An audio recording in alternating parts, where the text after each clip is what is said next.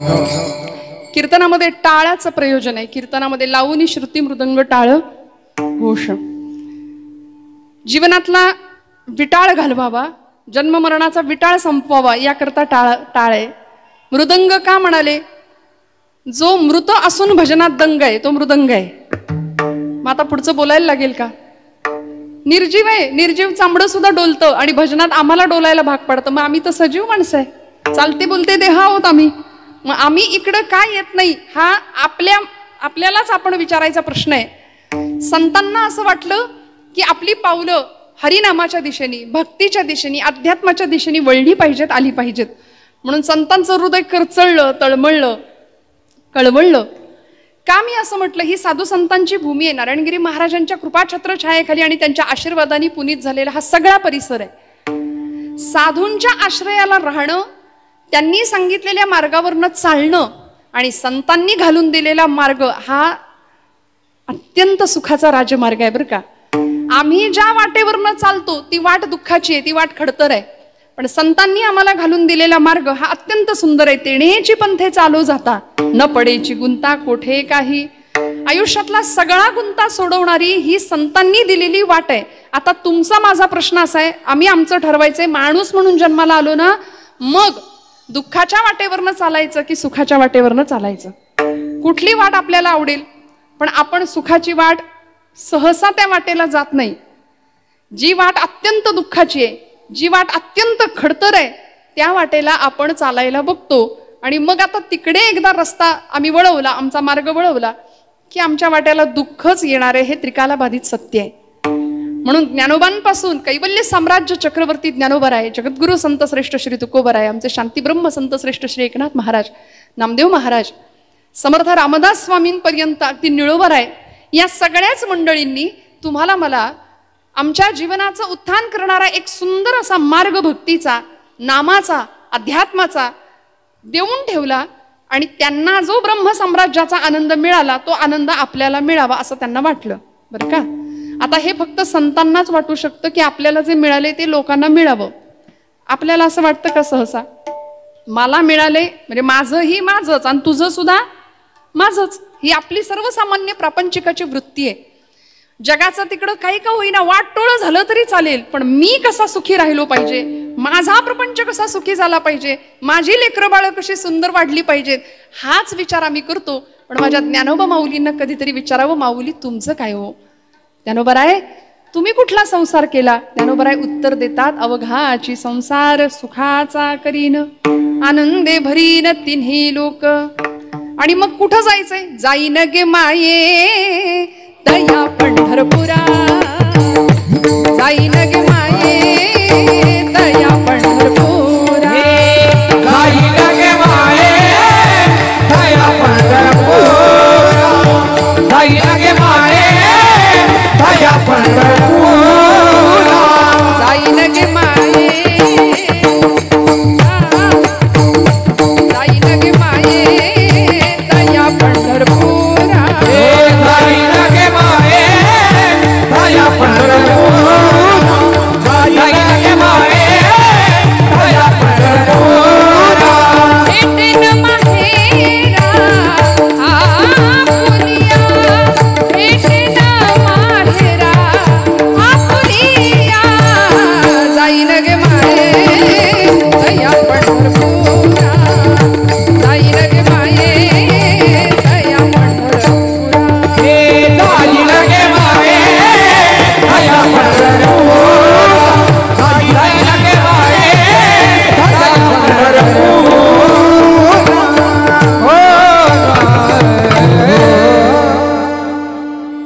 माझं माहेर पंढरपूर आहे असं कोण म्हणतं?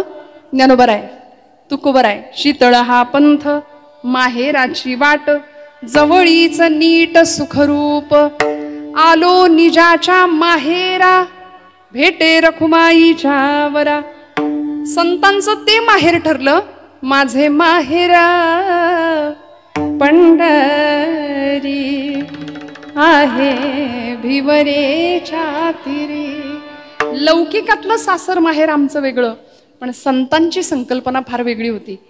बाप आणि आई माझी माझी विठ्ठल रखुमाई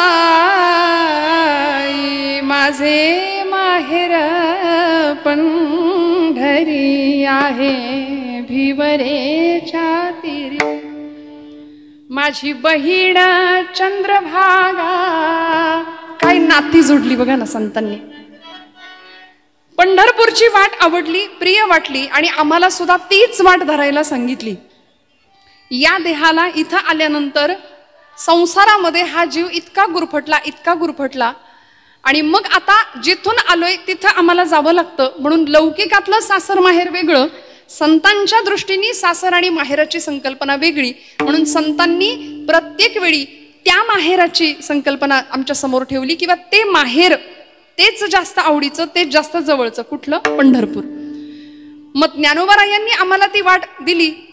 बरं, माऊलींचं काम किंवा व्यक्तित्व साधं सुद्धा नाही. साक्षात कैवल्य साम्राज्य चक्रवर्ती, कैवल्याचा पुतळा प्रगटाला भूतळा, कैवल्याचा पुतळा प्रगटाला भूतळा, कैवल्याचा पुतळा प्रगटाला भूतळा, कैवल्याचा पुतळा प्रगटाला भूतळा.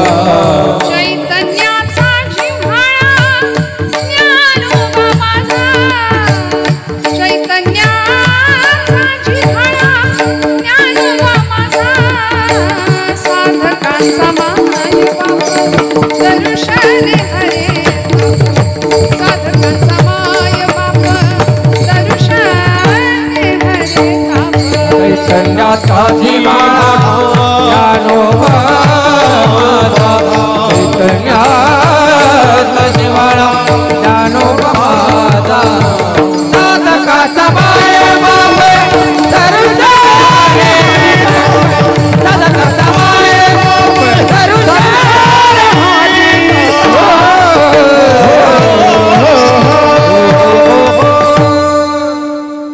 कैवल्य साम्राज्य चक्रवर्ती, कैवल्याचा पुतळा या शब्दामध्ये ज्यांचं वर्णन आमचे नाथ महाराज करतात त्या ज्ञानोबांनी आम्हाला सगळ्यांना घालून दिलेली ही वाट आहे.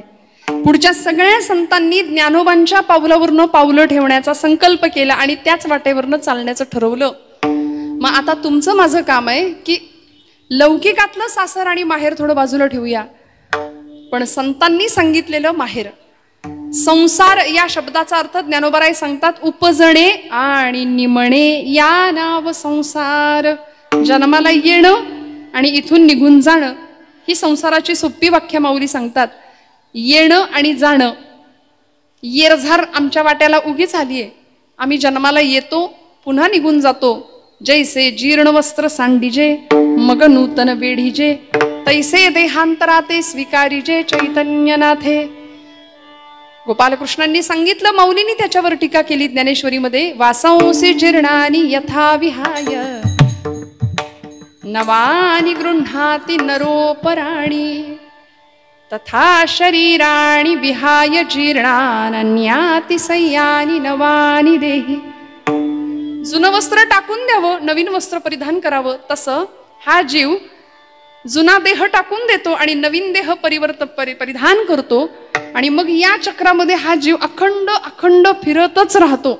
मग या देहाला, या जीवाला खऱ्या अर्थी मुक्ती कशी मिळेल हा विचार संतांनी केला आणि मग आम्हाला मुक्तीचा, मोक्षाचा खरा मार्ग दिला.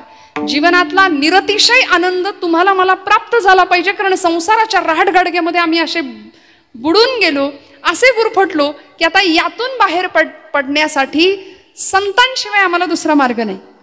म्हणून जगत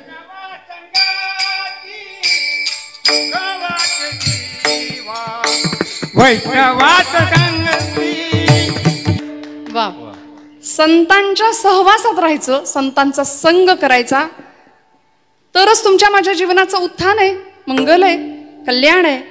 आणि संतांना आमच्या कल्याणाची वेळोवेळी तळमळ वाटली. म्हणून जगद्गुरु संतश्रेष्ठ तुकोबरायांसारखे वैराग्याचे रागरसिक असलेले, वैराग्याचे मूर्तिमंत पुतळे असलेले जगद्गुरु संतश्रेष्ठ श्री तुकोबराय अनेक अभंग आमच्या समोर त्यांनी दिले. आज आमचा समाज दुभंग होतोय, पण संत वाङ्मय अभंग आहे. किती वर्ष झाली? 375 वर्ष पूर्ण झाली तुकोबरायांच्या वैकुंठ गमनाला. 750 वर्ष पूर्ण होतात ज्ञानोबरायांच्या जन्म शताब्दी, 750 वर्ष पूर्ण होतात या वर्षी माऊलींच्या जन्माला. किती भाग्यवान आहे बघा. आणि इतक्या दिवसानंतर सुद्धा ज्ञानोबरायांचे शब्द, तुकोबरायांचे अभंग आज आमच्यासाठी अजरामर म्हणून उपस्थित आहेत, आम्हाला तारतायत, आम्हाला जीवनाचा मार्ग दाखवतायत. हे संतांचं काव्य होतं, हे संतांचं शब्दब्रह्म होतं. आम्हा घरी धन शब्दांचीच रत्ने, शब्दांचीच यत्ने शस्त्र करू. मग आता हातामध्ये शस्त्र घेण्याची गरज नव्हती. तुकोबराय म्हणले शब्दच आमचं शस्त्र आहे. या शब्दांच्या माध्यमातून आम्ही जीवनामध्ये लोकांमध्ये भक्तीचा जागर करू, प्रसार करू, प्रचार करू. म्हणून आपल्या सबंध जीवनामध्ये जगद्गुरु संत श्रेष्ठ श्री तुकोबरायांच्या घराची जर आपण परंपरा पाहिली तर 1 नाही 2 नाही 8 पिढ्यांची परंपरा तुकोबरायांना लाभते. विश्वंभर बाबापासून निर्माण झालेली ही तुकोबरायांची पिढी, विश्वंभर बाबांच्या सौभाग्यवती अमाई माता, संध्याकाळची वेळ, विश्वंभर बाबा जेवायला बसलेत, मुखात अन्नब्रह्माची प्रार्थना केली आणि पहिला घास मुखात घालणार एवढ्यात डोळ्यातनं टचकन पाणी आलं. आणि अमाई मातेने विचारलं, धनी का बरं डोळ्यात पाणी आलंय, कशा पै रडतायसा? विश्वंभर बाबांच्या हातातला घास हातातच राहिला, डोळ्यातनं घळघळ नेत्राश्रू व्हायला लागले. आणि आई आपल्या सौभाग्यवतीला अमाई मातेला सांगतायत की काय सांगू अगं, घास घशाखालनं उतरे ना, पण का बरं, काय होतंय तरी काय तुम्हाला? यंदा पंढरपूरची वारी घडणार नाही असं वाटतंय म्हणले. का नाही घडणार हो? आणि असं त्या वारीमध्ये मिळतं तरी काय? अगं, जो वारी करतो त्यालाच कळतं या प्रश्नाचं उत्तर, नेमकं काय मिळतं. यंदा वारी घडणार नाही असं दिसतंय, हातपाय गळून जायला लागले, वय झालंय माझं असं वाटलं त्या दिवशी. आणि मनापासून वाटलं बरं का. भगवंताच्या विषयी अर्थभाव मना निर्माण होणं अत्यंत गरजेचं आहे. नाही तर दिखाव्याची भक्ती सगळेच करतात, सगळेच करतात, पण भगवंत अंतरंग जास्त पाहणार आहे ना. विश्वंभर बुवांनी सांगितलं, अगं हातपाय गळून गेलेत, यंदाची वारी बहुतेक माझ्याकडून घडत नाही. कसं तरी जेवण आटोपलं, अन्न ब्रह्माची प्रार्थना केली, हातावर पाणी घेतलं, बिछाण्यावर अंग टाकलं, झोप काही लागली नाही. पण पहाटेच्या वेळी थोडासा डोळा लागला आणि डोळ्यासमोर लख प्रकाश. साक्षात भगवंत पंढरीश परमात्मा पांडुरंगांनी स्वप्न दृष्टांत दिला आणि स्वप्नात पांडुरंग परमात्मा येऊन विश्वंभर बुवांना सांगतायत, बुवा अहो तुम्ही पंढरपूरला आला नाही म्हणून काय झालं, मी आलोय तुमच्या मळ्यात, मागे जाऊन बघा जरा काय आहे.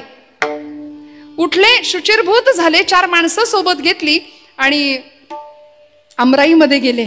घराच्या मागे असलेल्या अमराईमध्ये काही खणण्याचं साहित्य सोबत घेतलं, 4 माणसं बरोबर घेतली आणि मंद सुगंध असा तुळशीचा वास आला, सुगंध आला. बघा, जिथं भगवंत असतो ना तिथं सुगंध असतो. मी अजून बोलते, जिथं सुगंध असतो तिथे भगवंत असतो. जिथं सुगंध आहे तिथे कृष्ण परमात्मा आहे, तिथे पांडुरंग परमात्मा आहे. तुळशीचा सुगंध आला. पृथ्वी माझी सुगंध जाण, तो मी म्हणे नारायण. नाथ भागवतातली ओवी आहे नाथबाबांची. पर्वता माझी स्थैर्यपण, तो मी म्हणे नारायण. पृथ्वी माझी सुगंध जाण, तो मी म्हणे श्रीकृष्ण. विठ्ठल विठ्ठल विठ्ठल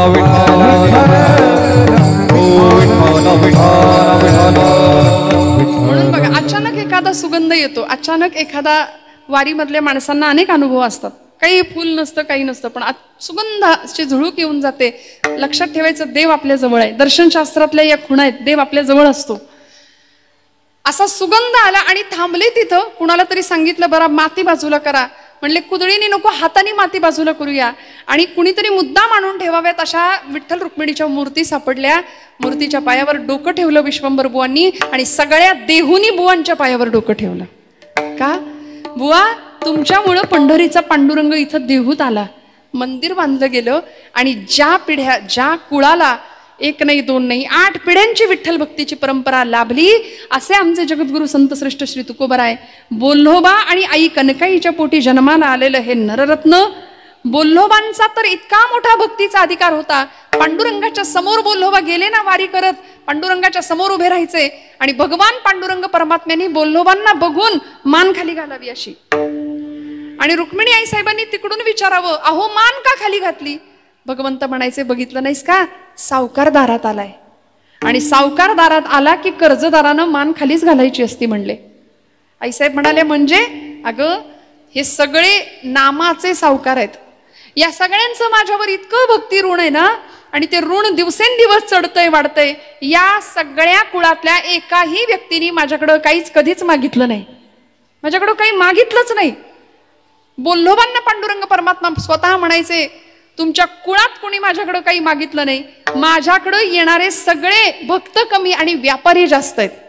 आता आपण ठरवायचं आपण नेमकं कोण आहे, नाही का. श्रीमंतातला श्रीमंत माणूस देवाकडे जाऊन काय मागतो, भीकच मागतो. दारात बसलेला एखादा देवळाच्या दारात बसलेला भिकारी हातामध्ये पात्र घेऊन तोही भीकच मागतो. संतांकडून काय शिकायचं. पांडुरंग परमात्मा सांगतायत या कुळातल्या कोणीच माझ्याकडं काहीच नाही मागितलं, काहीच नाही मागितलं. बोललो बा तुम्ही तरी मागा काहीतरी. मागण्याची आस आहे मुखाकडे, मागण्याची आस आहे मुखाकडे, झिलझिला रोकडी मनोरथ, झिलझिला रोकडी मनोरथ.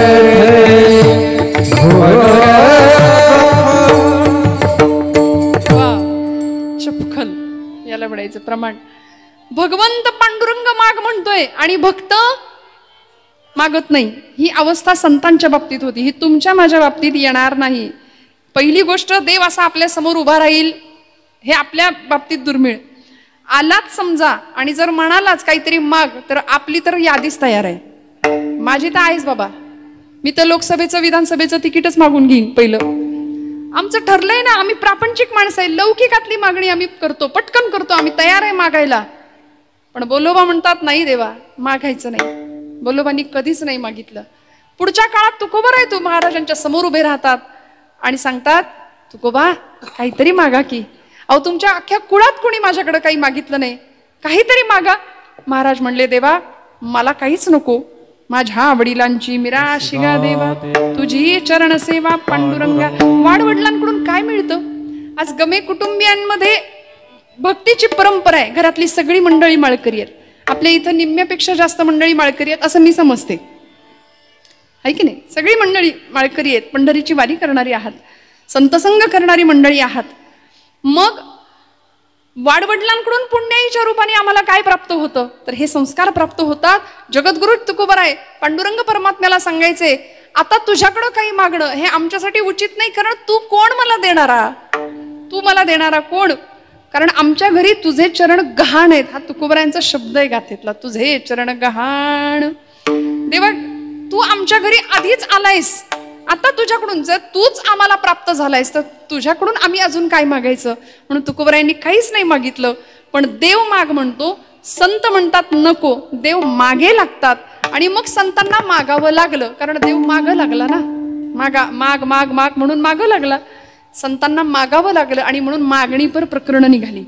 आज एकदिवसीय नैमित्तिक कार्यक्रमामध्ये पुण्यस्मरणासाठी हा अभंग का, याचं प्रयोजन एकच आहे, लागला टकळा पंढरीचा.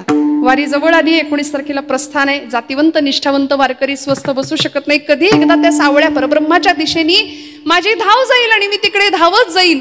हजारो लाखो वारकऱ्यांच्या सोबत मलाही सोबत जाता यावं, माऊलींच्या मागे मागे त्या वाटेवरनं चालता यावं. आणि मिळणारा आनंद शब्दांच्या पलीकडचा आहे. मग तिथं गेल्यावर काय मिळतो, भक्त कृपेची माय गे, ओळखिली विठाई गे, एका जनार्दनी विटे, जोडी आले पाय गे, तुळशी हार गळा गे, कस्तुरीचा टिळा गे, तुळशी माळ गळा गे, कस्तुरीचा टिळा गे, तुळशी हार गळा गे, कस्तुरीचा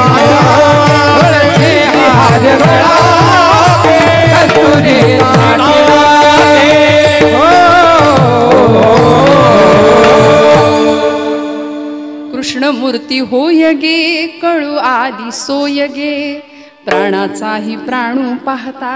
काय बघायचं तिथं, प्राणाचाही प्राणू पाहता, सुख सांगू काय गे, तुळशी माळ गळा गे, कस्तुरीचा टिळा गे.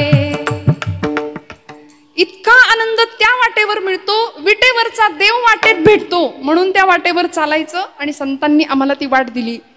तुकोबारायांनी पांडुरंगासमोर उभं राहिल्यानंतर तुकोबाराय काहीच मागे ना, तेव्हा देवानी सांगावं महाराज काहीतरी मागा. आता नाथांच्या मागे सुद्धा देवानी असंच लागावं, नाथ काहीतरी मागा. नाथबाबा म्हणले बरं, नाथांची परंपरा साधी सोपी नाही. शांतीब्रह्म पैठण निवासी एकनाथ महाराज, नाथांचे पणजोबा कोण, भानुदास महाराज. भानुदास महाराजांना सुद्धा देव मागे लागले होते, काहीतरी मागा काहीतरी मागा. भानुदास महाराज म्हणले मला तर काही नको, तुलाच काही हवं असलं तर माग माझ्याकडून. याला म्हणायचं कॉन्फिडन्स. काय अधिकार होता, काय ताकद होती, सामर्थ्य होतं. तुला काही हवंय का देवा माझ्याकडून. भगवंत म्हणले हो मला हवंय. आता उलट झालं, देव याचक झाला आणि भक्त मालक झाला, देणारा झाला, दाता झाला. भानुदास महाराज म्हणले देवा काय मागायचंय मागून घे. भगवंत म्हणाले मला तुमच्या कुळात जन्माला येण्याची परवानगी द्या. आणि मग भानुदासाचे कुळी महाविष्णूचा अवतार. म्हणून नाथ बाबा साधं सोपं नाही, साक्षात महाविष्णूंचा अवतार म्हणून नाथ बाबांनी जन्म घेतला इथे नाथांच्या भानुदासांच्या कुळामध्ये. ही भक्तीची परंपरा, ही अनेक पिढ्यांची परंपरा या संतांना लाभली. आणि मग अशा वेळी तुकोबरायांच्या समोर ज्यावेळी भगवंत येतात आणि सांगतात देवा मागा, एकतर संत काही मागत नाहीत. मागण्याचं प्रयोजन काय, देव मागे लागला म्हणून. बरं मागितलं का, स्वतःसाठी नाही मागितलं, जगासाठी मागितलं. आणि जगाला कळावं वेळ आलीच देवाकडे काही मागण्याची तर काय मागायचं असतं याचा वस्तुपाठ समाजाला कळावा म्हणून संत मागणं मागतात. विठ्ठल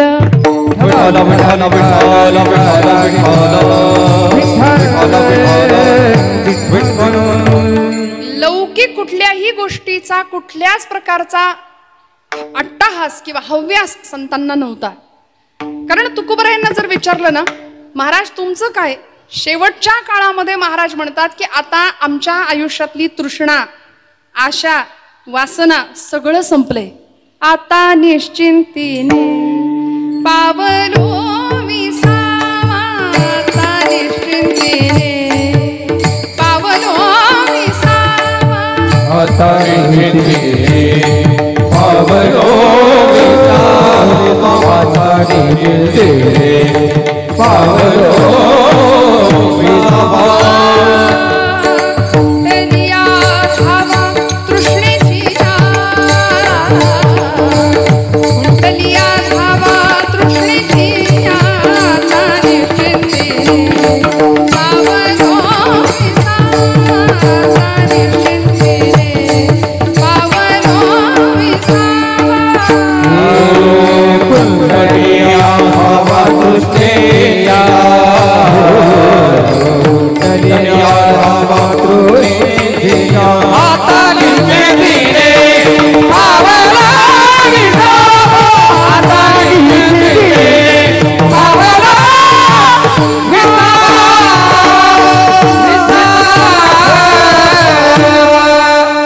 आता काहीच नाही देवा, विसाव्याचं ठिकाण आलं. आता निश्चिंतीने पावलो विसावा. आणि म्हणून तुकोबरायांचं जीवन कार्य, तुकोबरायांचं भगवंताप्रती असलेलं समर्पण हे साधं सुद्धा नव्हतं.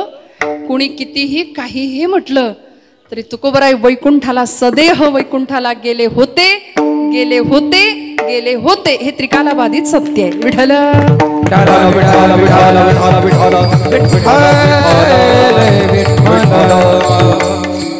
माऊलींचा संजीवन समाधी सोहळा, तुकोबरायांचं वैकुंठ गमन लोकांनी चर्चेत आणलं. यावर चर्चा करण्या इतकी आमची बुद्धिमत्ता नाही श्रोते हो. तुकोबरायांचं वैकुंठ गमन व्हावं, सदेह तुकोबराय वैकुंठात जातात. पांडुरंग परमात्मा तुकोबरायांच्या मागे लागतात. महाराज काहीतरी मागा ना हो, काहीतरी मागा. त्यावेळी तुकोबराय सांगतात देवा मला खरंच काही नकोय, माझी इच्छा नाही मागण्याची, पण तू सारखा मला माग माग माग म्हणतोय, म्हणून आता मी मागतो तेवढं मला देण्याची कृपा कर. स्वतःसाठी नाही तर तुझीच भक्ती कायम वृद्धिंगत व्हावी याकरता देवा काय कर. अभंगाचं प्रथम चरण. हेची भावी माझी आस, हेची भावी माझी आस, हेची भावी माझी आस, हेची भावी माझी आस, हेची भावी माझी आस, हो हो हो,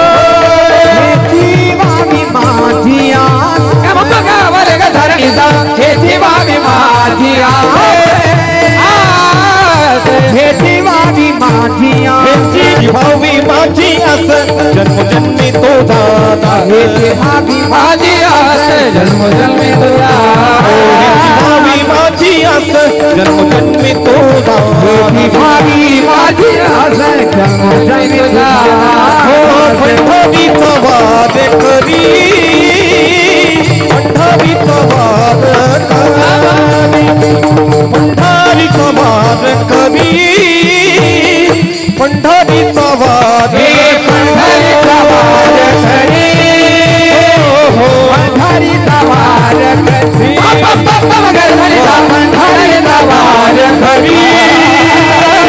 पंढरीचा वाद करी पंढरीचा वाद करी वाद करी. टाळ्या वाजवा जोरदार चालीसाठी. वा वा. जरा काटकसर करताय का तुम्ही? नाराज आहे का आमच्यावर? नाही ना. खणखणीत टाळ्या वाजवा. वा वा. काय तुकोबराय सांगता तो? हेची व्हावी माझी आस जन्मोजन्मी तुझा दास पंढरीचा वारकरी वारी चुकोने दि हरी. देवा माझी एकच इच्छा आहे. आस म्हणजे इच्छा. काय इच्छा मागितली? आमच्याकडे मागण्याची पद्धत थोडी वेगळी आहे. महाराज म्हणतात हेची दान देगा देवा तुझा विसर न व्हावा. आम्ही म्हणतो हेची दान देगा देवा लाखभर रुपये पगार व्हावा आणि जमल्यास इन्कम टॅक्स बुडवता यावा. हे आमचं असलं नश्वर आणि स्वार्थी मागणं हो. मेलेल्याच्या टाळूवरचं लोणी सुद्धा हिसकावून घेणारा आमचा समाज. बहिणाबाई आहेत खानदेशातल्या कवयित्री. बहिणाबाईंनी समाज मानसाला प्रश्न विचारला, अरे माणसा माणसा कधी होशील माणूस, लोभापायी माणसाचा झाला रे कानूस.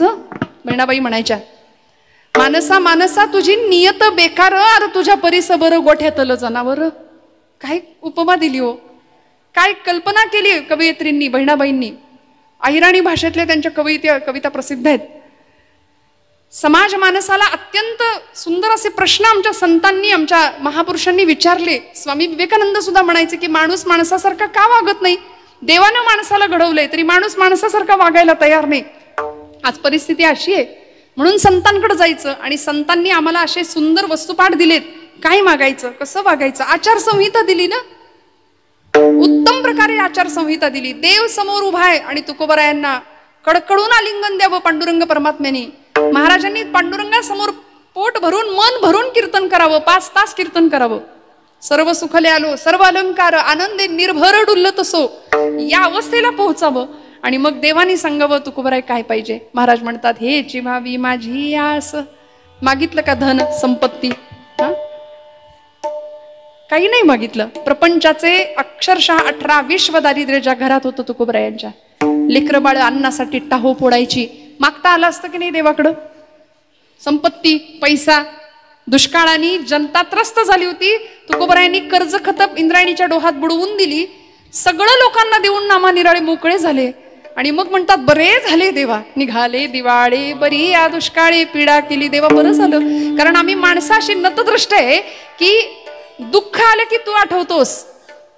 आम्हाला चांगलं सगळं असताना देव आठवत नाही. वेदना भगवंताकडे घेऊन जाते. हे सगळ्या संतांना माहिती होतं. अनुभवाचे बोल होते. म्हणून कुंती मातेने देवाकडे दुःखच मागितलं की नाही. प्रपंचातली प्रतिकूलता परमार्थाची अनुकूलता ठरत असते. ब्रह्मचैतन्य गोंदवलेकर महाराजांचं वाक्य आहे. प्रपंच प्रतिकूल असला की देवच आठवतो, दुसरं काही नाही आठवत मग अशा वेळी. त्यामुळे तुकोबराय म्हणतात प्रपंच माझा असाच असला पाहिजे, प्रतिकूलच असला पाहिजे. बरे झाले देवा, आम्ही सदैव सुडके जवळी येता चोरही धाके. चोर सुद्धा 10 वेळा विचार करेल आमच्या घरात येताना की बाबा याच्या घरचं दारिद्र्य बघून आपल्या जवळचं काहीतरी ठेवायची इच्छा व्हायची. त्यामुळे चोरही आमच्याकडे येणार नाही. आम्ही असे श्रीमंत आहोत खऱ्या अर्थी, कारण साक्षात भगवंत प्राप्त आम्हाला झालाय. सगळ्या सुखाचा जो आगर आहे तो भगवंत आम्हाला प्राप्त झालाय. मग तुकोबराय भगवंताला सांगतात देवा मला खरं तर काही नको, काही नको. आमच्या जिजाई आईसाहेब ज्यावेळी पांडुरंग परमात्म्याला शिव्यांची लाखोली व्हायच्या ना, त्यावेळी भगवंत तुकोबराय म्हणायचे आवले अगं असं बोलू नको, आपल्याला सगळं मिळेल. ज्यांनी चोच दिली आहे तो चारा देणार आहे.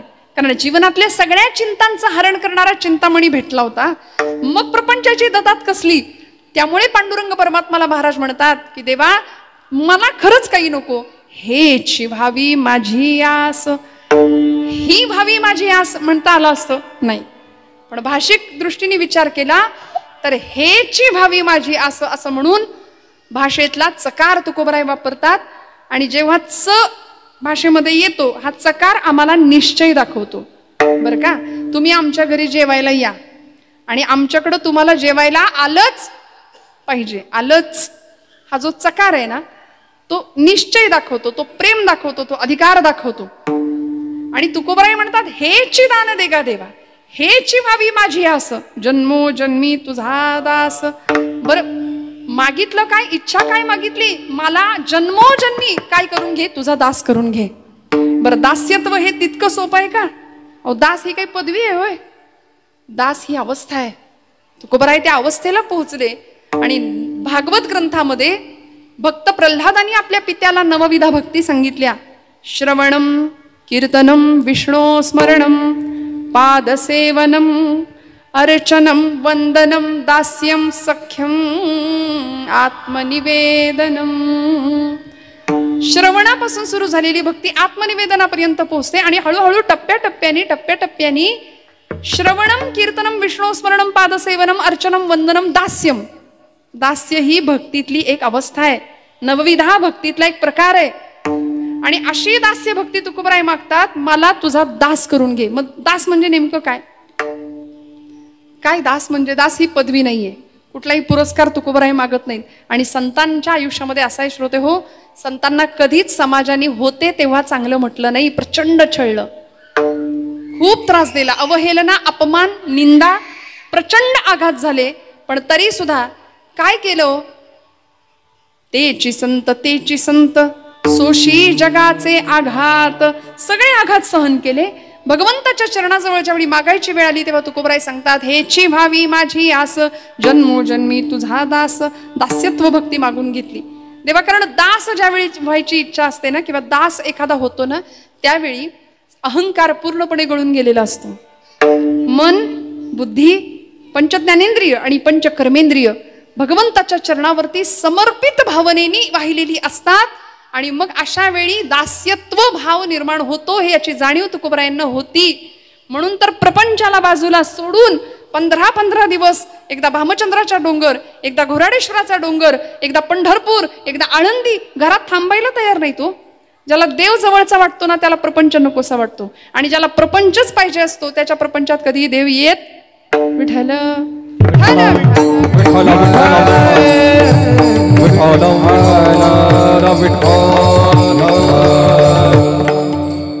म्हणून तर पांडुरंग परमात्म्याला तुकोबरायांना सांभाळणारी तुकोबरायांची सौभाग्यवती आमच्या जिजाई आई साहेब, त्यांचं दुःख दूर करावं असं वाटलं की नाही हो? इच्छा काय व्यक्त केली? देवा तू मिळाला पाहिजे. आपण देव सोडून सगळं मागतो. हे चिवावी माझी आस,